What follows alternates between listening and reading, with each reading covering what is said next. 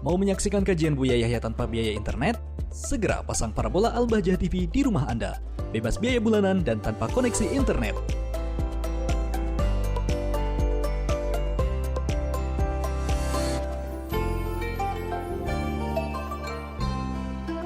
Assalamualaikum warahmatullahi wabarakatuh. Assalamualaikum warahmatullahi wabarakatuh. Allahumma sholli ala sayyidina Muhammad wa ala ali sayyidina Muhammad.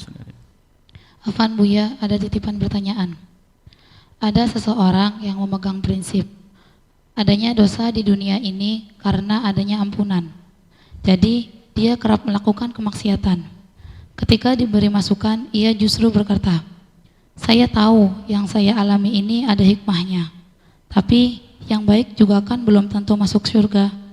Ada banyak kisah yang tadinya ahli ibadah tapi masuk neraka, dan yang fasik malah masuk surga.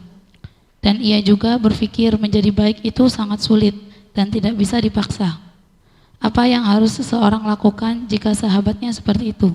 Syukran Buya. Assalamualaikum warahmatullahi wabarakatuh. Waalaikumsalam warahmatullahi wabarakatuh. Jika ada seseorang punya sahabat semacam itu, yang harus dia pahami adalah waspada. Jangan sampai dia menjadi seperti dia. Karena itu nasib buruk dia. Tidak akan bisa benar orang semacam itu. Dia nggak akan bisa berbuat baik. Bahkan mungkin sudah tidak punya iman dengan bahasa semacam itu. Itu hanya nafsu saja. Dia bukan mengimani kalau Allah Maha Pengampun. Dia tidak mengimani Allah Maha Pengampun. Kalau tahu Allah Pengampun bukan berarti kita seenaknya. Coba saja. Ini kita dengan Allah dan yang Maha, dengan manusia yang satu pangkat dengan kita. Kita melihat seorang anak yang tahu bapaknya adalah sangat memaafkan dia. Biarpun dia berbuat apa saja dimaafkan. Tiba-tiba sang anak itu membawa senapan. Lampu di rumahnya tembak, ceder, ceder, ceder. Kenapa anak kau lakukan?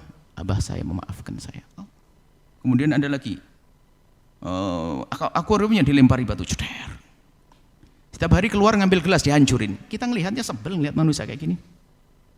Ini kok kurang ajar banget, biar mentang-mentang bapaknya memaafkan kok begitu, nggak benar. Ini dengan sesama manusia, bagaimana dengan Allah? Ini su'ul adabnya, mungkin tidak punya iman orang semacam itu. Biarpun katanya beriman, imannya hilang. Membuktinya dia kurang ajar, berdosa tidak ada masalah. Kalau bukan karena pengampunan Allah, kalau bukan karena dosa kita, bagaimana Allah akan maafkan kita? Bukankah Allah ghafur? Siapa yang dimaafkan Allah bukan karena dosa kita? Oh ya nasibmu. Jawab saja, apa artinya Allah membuat neraka kalau bukan untuk ente? Ini adalah orang yang akal-akalan saja. Lagi dia lari dari tanggung jawab, dari kewajiban. Bahaya orang semacam itu. Dinasihati nggak bisa, karena nasib buruk bagi dia. Nasib buruk. Kemudian dia mendahului Allah seolah dia tahu. Kenapa? Kan banyak orang ibadah juga ternyata akhirnya masuk neraka. Ada juga orang yang maksiat akhirnya masuk surga. Ente tanyakan kepada dia, ente di mana? Ente masuk surga atau neraka? Enggak tahu. Lo enggak tahu kok sok tahu. Kita tahu beritakan Nabi menyebutkan, tapi kan kita tidak tahu apakah kita di surga atau di neraka. Karena kita tidak tahu apakah kita di surga atau di neraka, maka kita menjadilah ahli neraka dengan cara meniti jalan surga. Dan Allah sudah kasih tahu ada dua jalan tuh loh. Ini jalan surga dan neraka, ibadah dan nenek. Makanya karena kita tidak tahu tempat kita di mana, maka kita meniti jalan menuju surga. Dan orang begitu tuh memang keras kepala, susah diajak debat. Jangan didebat. Wong dia orang sakit, nggak punya iman, percuma debat. Wah macam-macam tuh. Apalagi gayanya gaya tasawuf tuh, gaya sufi palsu itu. Nggak benar jadi. Oh itu bahaya sekali. Jangan dekat dengan orang semacam itu. Jangan didebat dia, rusak dia. Mikirannya rusak dan sebagainya. Bahaya. Naudzubillah. Dan itu memang alamat dia adalah orang yang bakal su'ul khotimah. Kenapa?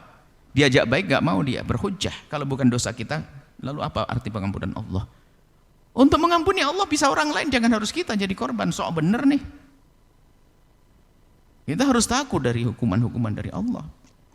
Menghadapi orang begitu, biarkan. Jangan terlalu pusing dengan orang semacam itu. Hujahnya gayanya kayak bener, tapi dia salah menempatkannya. Benar bahwasanya kita tidak tahu apakah di surga neraka. Ada orang beramal baik kemudian setelah itu masuk neraka, ada. Benar itu. Cuman kan tidak bisa menentukan siapa orangnya. Kita harus titi sunnatullah ini, jalan menuju surga ini loh jalannya. Ada orang ibadah bidah meleset masuk neraka, ada. Kemudian tanya, apakah dia? Kan belum tentu. Kenapa kok dia seolah-olah memastikan bahwasanya di satu ibadah, cobalah kamu beribadah. Sebenarnya untuk dia sebenarnya. Kalau saya ketemu langsung mungkin ngomong, apa tadi ente bilang? Banyak orang ibadah kemudian akhirnya masuk neraka. Coba, kenapa ente tidak ibadah?